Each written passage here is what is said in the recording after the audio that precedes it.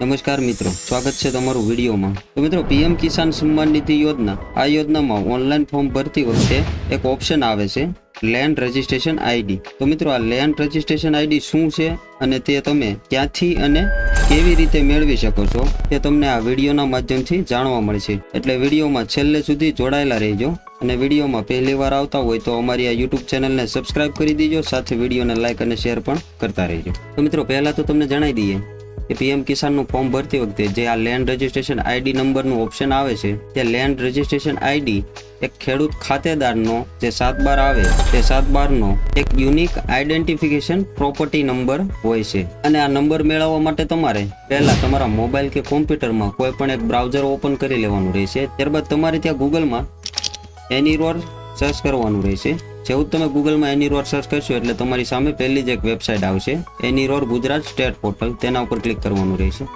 ત્યારબાદ અહીંયા તમને બે ઓપ્શન જોવા મળશે, એક છે વ્યૂ લેન્ડ રેકોર્ડ રૂરલ અને બીજું છે વ્યૂ લેન્ડ રેકોર્ડ અર્બન, એટલે કે ગ્રામ્ય વિસ્તાર અને શહેરી વિસ્તાર બંને માટે અલગ અલગ ઓપ્શન આપવામાં આવેલ છે, પણ જે પ્રોસેસ છે તે બંને ઓપ્શન માટે સેમ જ રહેશે। તો આપણે અહીંયા ગ્રામ્ય વિસ્તાર વાળું જે ઓપ્શન છે તેના ઉપર ક્લિક કરીશું, જેમાં અહીંયા નીચે તમને જોવા મળશે કોઈ એક પસંદ કરવું, ત્યાં એક ઓપ્શન છે સિલેક્ટ અને ગુજરાતીમાં પણ લખેલો આવશે પસંદ કરો, તેના ઉપર ક્લિક કરશો એટલે અલગ અલગ ઓપ્શન જોવા મળશે, જેમાંથી આપણે અહીંયા VF7 સર્વે નંબર ડિટેલ્સ અને ગુજરાતીમાં પણ લખેલું છે ગામ નમૂના નંબર 7ની વિગતો, તેના ઉપર ક્લિક કરવાનું રહેશે। ત્યારબાદ અહીંયા જિલ્લો સિલેક્ટ કરવાનો રહેશે, ત્યારબાદ તાલુકો સિલેક્ટ કરવાનો રહેશે અને ત્યારબાદ અહીંયા ગામ સિલેક્ટ કરવાનું રહેશે। હવે ત્યારબાદ અહીંયા એક ઓપ્શન છે સર્વે અને બ્લોક નંબર। તો હવે જે પણ ખાતેદારનો લેન્ડ રજિસ્ટ્રેશન આઈડી નંબર મેળવવો હોય તેનો 8 પ્રમાણે જે પણ કાંઈ સર્વે નંબર હોય તે સર્વે નંબર અહીંયા સિલેક્ટ કરવાનો રહેશે।